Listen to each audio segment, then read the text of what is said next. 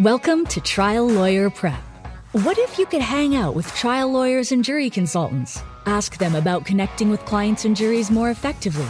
Then take strategies, tactics, and insights to increase your success. Each week, Elizabeth Larrick takes an in-depth look at how to regain touch with the everyday world, understand the emotional burden of your clients and juries, and use focus groups in this process. Elizabeth is an experienced trial lawyer, consultant, and founder of Larrick Law Firm in Austin, Texas. Her goal is to help you connect with juries and clients in order to improve your abilities in the courtroom. Now, here's Elizabeth. Hello, and welcome back to the Trial Lawyer Prep podcast with your host, me, Elizabeth. Thanks so much for joining us on this podcast journey. I really appreciate it. We are almost to episode 100, which is very exciting. But today I want to talk about trial preparation organization. Lots of folks are going back to trial. Lots of things are being tried. It's very exciting. I'm so excited for folks because we are finally getting back into the groove. And some courts are even trying to groove a little faster, which is awesome. And I had a recent experience where I'm helping some folks get ready. We've done some focus groups and they're going to go to trial.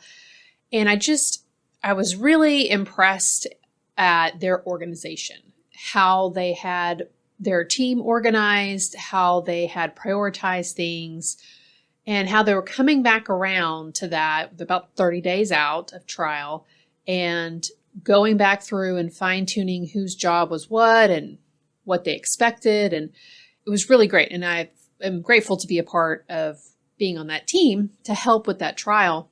And knowing what my role is, of course, always helps me excel.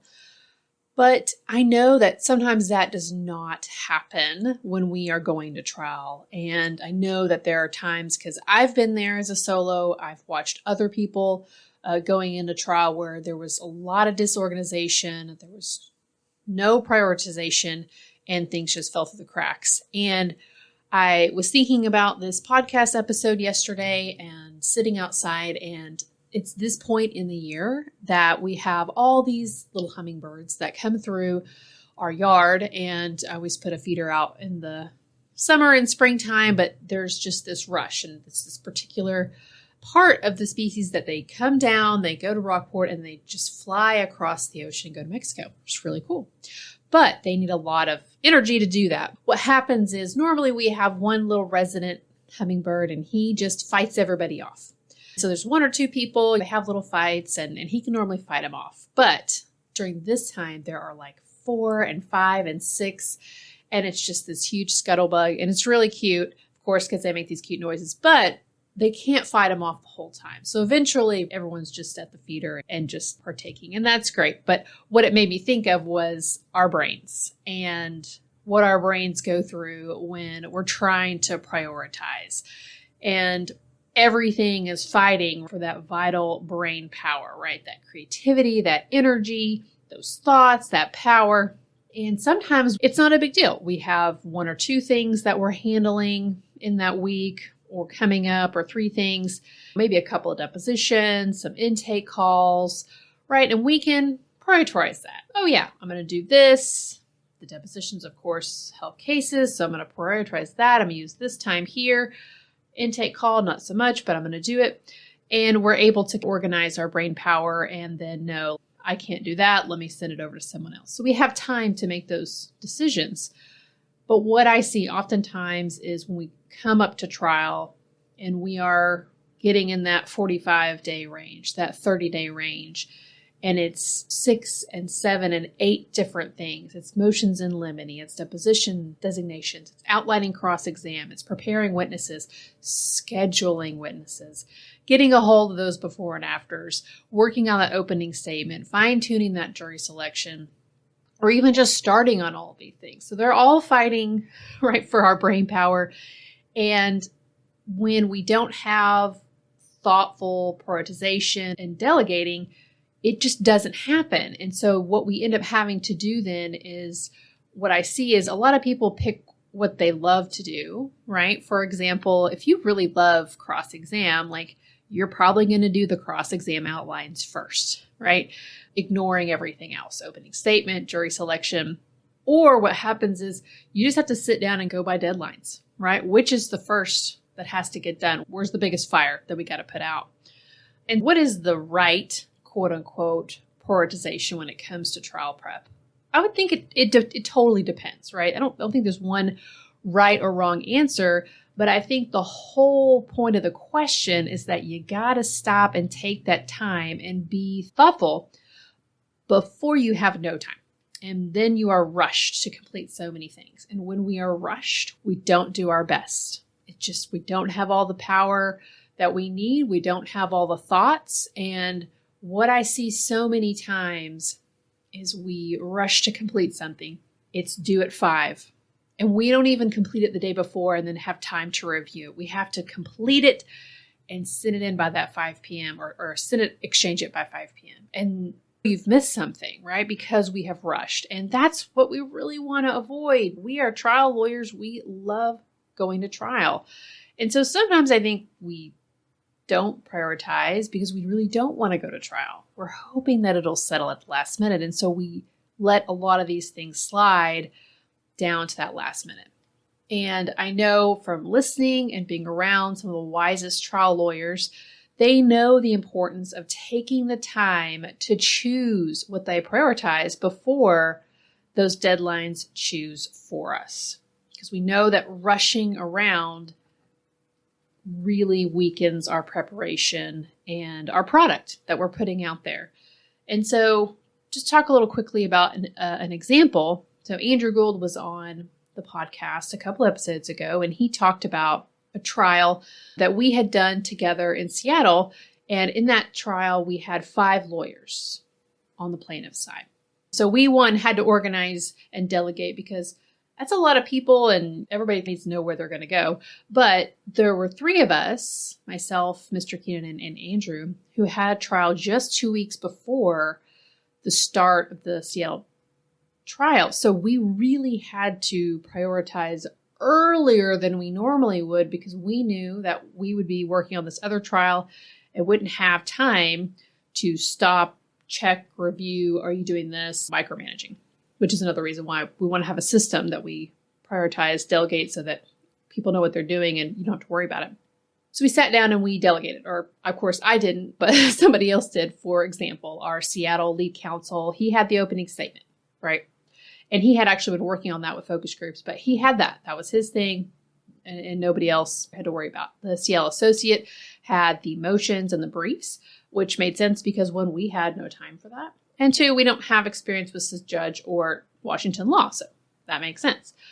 Andrew had the cross of experts for defense, and I had exhibits and witness prep and before and afters, right? So that meant I needed to make sure I had time to schedule, had the exhibits in order. And when we got to Seattle, no deadlines were missed. Everybody was pretty well in order. Of course, there's always little last things that change, which is another reason why you want to make this system, even if your system is just sitting down and looking at the list of things to do, motions in limine, jury instructions, opening statement, and just knowing, okay, what can I do now? What can wait?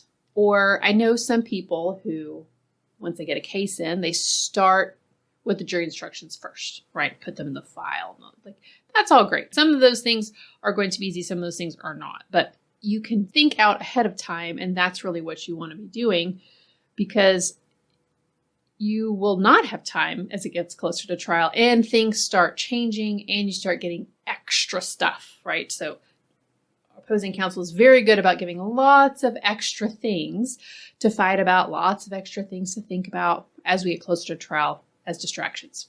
Now, you may be thinking, hey, I'm a solo, Elizabeth. I don't have 5 people to help me try a case, and I don't want 5 people. I'm a solo. It doesn't matter. If you are 1 person, this means you really have to be extremely diligent about prioritizing your time and your brain power. And you've got to get help with tasks that you don't like or that you just suck at. You can't do everything. If there's one thing that I have learned in being a trial lawyer is you cannot do it all. Something will suffer and it will be significant. And the wisest trial lawyers that I know don't go into battle by themselves. So I know a lot of folks who they pair up with people to try cases, or you've got an all-star paralegal who pretty much acts like a lawyer, right? But either way, you have got to see the writing on the wall that you can't do everything. And looking at the examples of great trial lawyers and great verdicts, it's a team. And it's also what your strengths are and what your weaknesses are. So I see many times amazing folks who are great in the courtroom. They're persuasive. They're very good at that, but they stink at jury instructions. So they're going to hire appellate counsel to handle the jury instructions, creating them, arguing for them, right? They're going to have those appellate counsel who do briefs on the points of law that they don't have to do now. Of course, it's going to cost, but again, you want to put together the best possible trial, and you can't do that alone. So if you're a solo, here's my message to you. Get some help. Any lessserv I'm ever a part of on all the local trial lawyer stuff, even my statewide stuff, nationwide stuff, when somebody says, I'm going to trial and I would love some help, always somebody chimes in, right? Somebody is always, yes, please, I'm happy to go help you. We go down here in Austin and just help and watch and pick a jury, right? Be extra eyes. So there's always going to be help out there. Of course, if you have extra time, you can go find those people who excel at the things that you do not. For example, if cross-examining defense experts is not your jam, trust me, there's somebody out there who absolutely loves it. But you know what? That person's probably not going to be the best person to do a direct exam of a client or direct exam of a before and after. And that's what people do, right? We are drawn towards what we love to do. We all have different skills and different talents. And your job is to know yourself and to know what you love and what you excel at. And then stop and look around and find somebody who excels at the thing that you don't, because they're going to be out there. I see this all the time with firms that I work with. Well, they'd be a pair of people that work together because they complement each other so well, right? Like it's just like a wonderful compliment sandwich. And I've also seen it where lawyers pair up and initially they think, oh, you're going to take opening, I'll take this, and you'll do this person and I'll do my client for direct. But as they get into things, they realize, wow, you know what? This is my client, but you are really good at direct exam. Like, you need to do this because that's what's going to make the best trial possible. And those are calls that you have to make. But what those folks had done was spend enough time together to see, and they prioritized what they were doing together and delegated ahead of time and not on the courthouse steps to be able to put together the best possible trial. And they won a lot of money for their client. And I know that they were really glad that they were able to look at each other and say, ooh, you're better at that. Will you do this? Oh, you're better at that. Will you do this? Like, we want the best possible trial that we can create. So last example, and this is more of a long-term example because I deal with a lot of folks with focus groups. I think this summer I hit my 1,000 focus group. Very exciting. But what I see so often in doing focus groups with so many different folks is we get down, we're coming into trial, and we're going to do an opening statement, focus group. And they don't write it down. They just wing it on some points, an outline. And when I ask, did you write it down? I'll write it down later. I've talked to other trial lawyers and they wing it. When I know in my mind they don't wing it. I know for sure they don't wing it. They may look like they're winging it, but they've spent hours and hours of time knowing the file, working on that opening statement. So don't kid yourself to think the great people, the good lawyers, the trial lawyers with all this experience, they don't write it down. Yes, they do. And they work on it and they think about it. And I can tell you from my experience with Mr. Keenan, that was his greatest strength, was being able to sit almost in a meditative state and just think about a case and digest it and mull it over and think about it and think about it. And then he would make notes on his cell phone. And because he trained himself to do that, right? He's a busy guy. He goes and blows and does all kinds of stuff. That is his superpower, because that is the thing other people are not doing, is stopping and thinking and walking through that and mulling it over multiple times instead of just that one time or that maybe 2 times. Take the time to write things down. Trust me, everybody's got to write things down. The greatest authors, right? There's drafts, there's manuscripts, right? So don't skip that step of trial prep and organization of just writing things down. All right.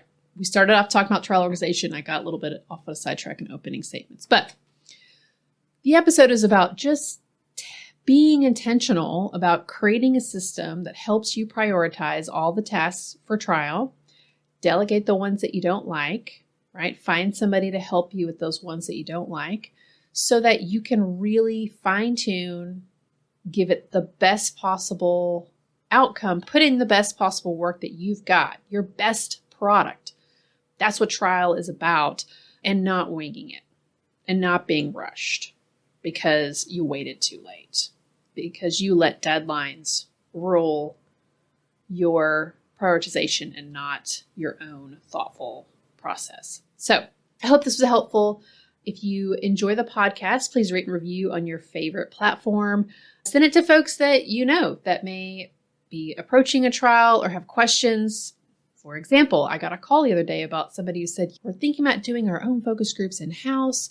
Could you field a call? And I said, I can, but I have, I think, at least 6 episodes on my podcast about DIY focus groups. So maybe start there. There's a free download. So anyhow, there's tons of resources. A lot of them are on the website, lyriclawfirm.com podcast. And until next time, thank you.